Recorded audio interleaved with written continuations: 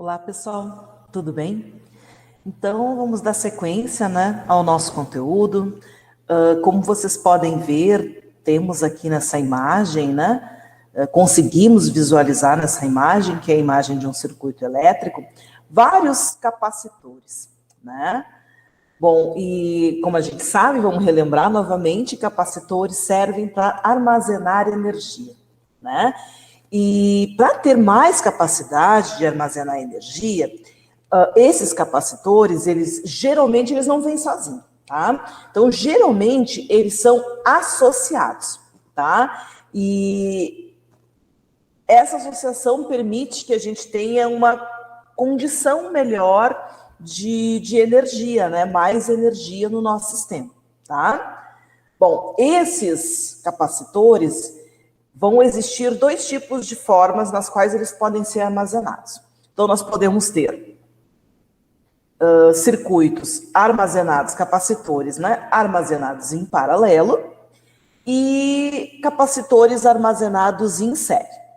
O que a gente vai ver na primeira parte dessa aula é enxergar o que acontece com a capacitância, o que acontece com a carga, quando esses capacitores estão armazenados em série ou em paralelo, ok? Bom, primeiramente, nessa imagem, nós vemos capacitores, 3 capacitores, que estão armazenados em paralelo, tá? Então, esse tipo de associação, ela é formada por 2 ou mais condutores, um isolado do outro, certo? Criando um novo capacitor grandão, tá? E quais são as principais características deste novo capacitor? Bom, primeiramente, o potencial elétrico é o mesmo entre as placas de todos esses capacitores. E, em segundo, a carga total é a soma das cargas armazenadas individualmente nos capacitores. Ou seja, a carga total é a soma da carga que está passando neste e neste, tá? Matematicamente, o que isso quer dizer? Que a carga total é obtida através do somatório das cargas de cada um dos capacitores e que, a partir dessa carga, a gente consegue determinar o potencial. Desculpa, a gente consegue determinar a capacitância. Como? Nós sabemos que carga é capacitância vezes potencial elétrico, ok? Se nós... não vamos isolar. Vamos olhar por aqui, ó.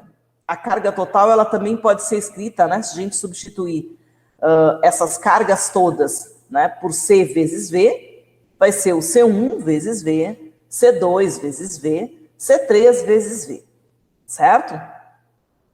Nós sabemos também, se a gente inverter lá naquela equação, sabemos que capacitância é carga sobre potencial. Então, a gente pode escrever capacitância como sendo a carga, essa relação de cima é a carga, dividido pelo potencial, que é V. Nessa equaçãozinha, nós podemos simplificar, tirando o V, fazendo a divisão, e vamos obter a equação da capacitância, que foi o que a gente viu. A carga era igual, a carga era o somatório de todas as cargas, e a capacitância também é a soma de todas as capacitâncias conseguidas, certo? E a associação em série?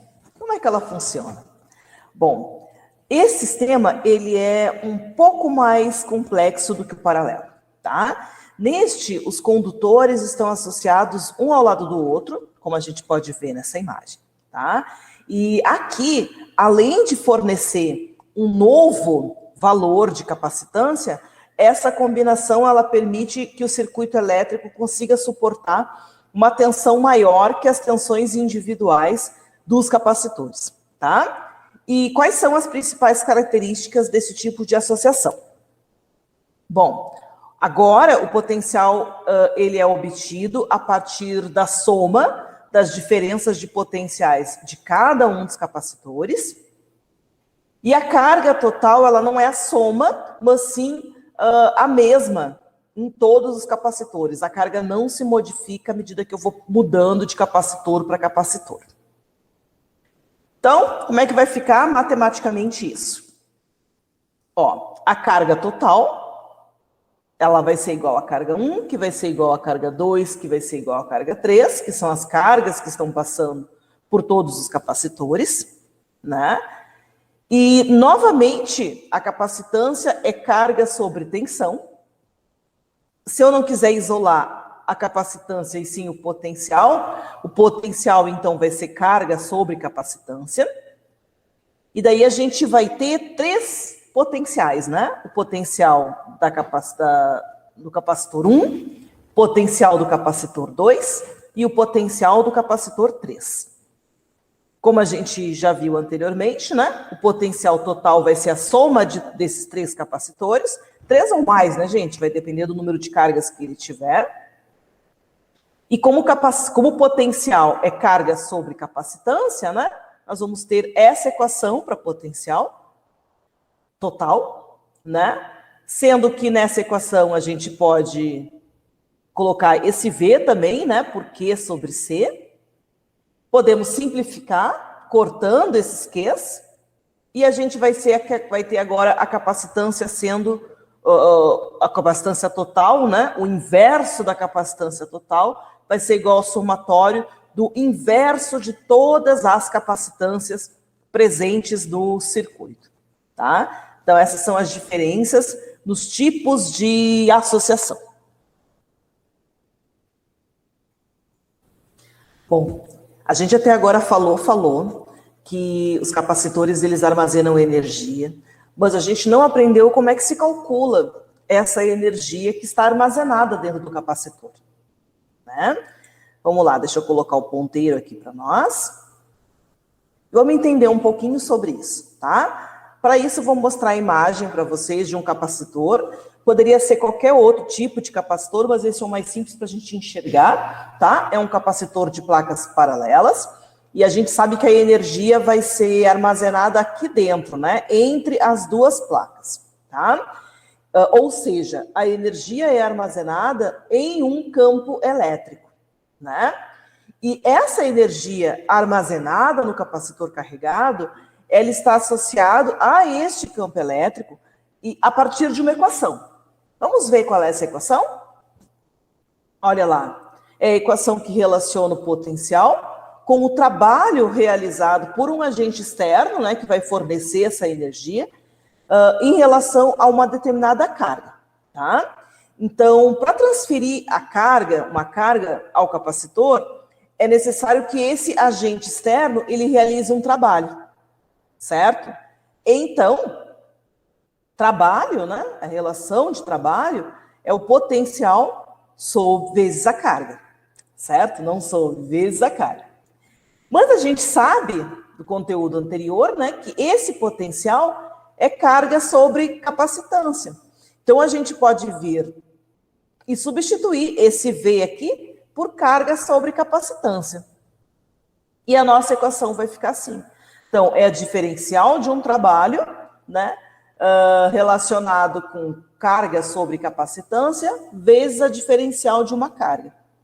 Se a gente quiser saber, né, o valor desse trabalho que vai ser realizado, é só a gente fazer a integral dessa relação, né?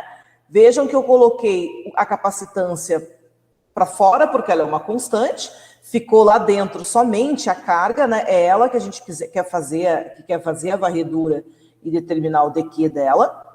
E a partir dessa integral, nós temos que trabalho é dado por essa relação. Certo? E como esse trabalho ele é convertido em energia potencial, nós temos que a energia potencial vai ser dada, então, por essa equação. Tá? Vamos melhorar um pouquinho a cara dessa equação? Ó, nós sabemos que carga é C sobre V, então a gente vai substituir a carga por C vezes V ao quadrado, dentro da nossa relação lá. E daí, a partir daqui, a gente pode resolver primeiramente, né? Esse ao quadrado, vai chegar a esse ponto. E se nós viermos aqui e cortarmos os termos que são em comum, nós teremos que a energia potencial será dada por essa equação. Ok? Então, essa é a equação da energia que está armazenada dentro do nosso sistema. Eu poderia continuar falando, né? Poderia ver, né, onde a gente sabe onde está essa energia, né? Mas ela depende de algumas coisas, olhando aqui na placa, né? Ela vai depender da densidade de energia, né? O trabalho para fazer esse movimento depende também do volume que está sendo ocupado, né? Por essa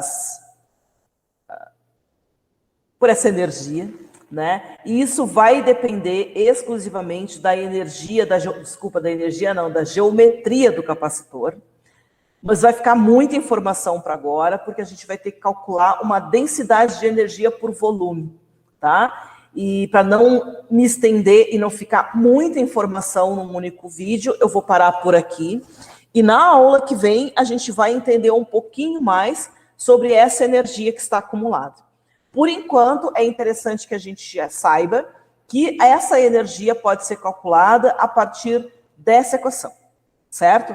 A outra coisa também, muda tudo se a gente estiver entre as placas, não estiver no vácuo, a gente está fazendo, por enquanto, tudo no vácuo. Então, na aula que vem, a gente vai entender que se a gente colocar alguma coisa aqui entre as placas, né, que é o que acontece na vida real, não existe o vácuo na vida real.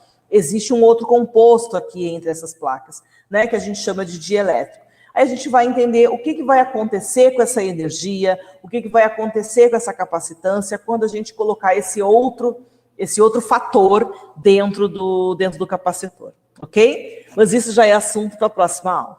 Até mais, pessoal.